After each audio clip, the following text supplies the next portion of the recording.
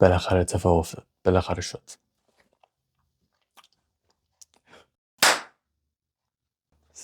عرض ادب. سلام. من امیر پارسام. اسمم امیر پارساست.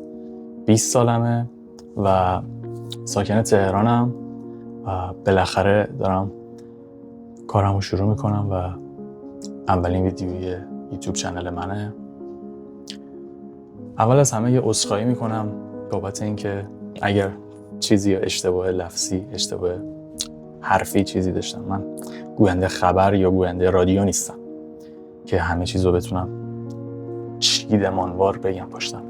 خیلی وقت دارم کارامو انجام میدم که و تو فکرشم که کانال و کارمو شروع کنم زودتر و چقدر میگم ببخشید. خیلی الان افرادی که از الان دارن این ویدیو رو میبینن برای من جذابن، چون اولین افرادی هستن که دارن منو میبینن و واقعا خوشحالم که منو میبینین. اگر میبینین تمام سعیم اینه که کانتنت و محتوایی بسازم که باب میل و باب رضایت کسایی که میبینن باشه. کانتنت و محتوایی که میخوام ارائه بدم کلاً خیلی متفاوت و مختلفه. حالا فعلا شاید با یک سبکی بریم جلو تا یه مدتی یه کمی دست و پا بگیریم و بتونیم خودمون رو بسازیم. بازم میگم خیلی ممنون میشم حمایت کنین ازم. اگه دوست داشتین سابسکرایب و لایک، کامنت.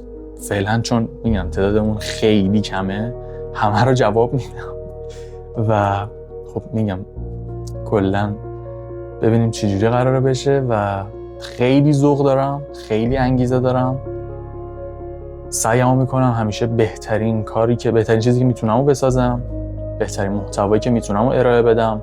در کل خیلی خوشحالم که تونستم بالاخره بعد از 15,000 سال اولین ویدیومو بسازم و بگیرم و خیلی سخت‌تر از اون چیزی بود که اصلا فکر نمی‌کردم انقدر سخت باشه.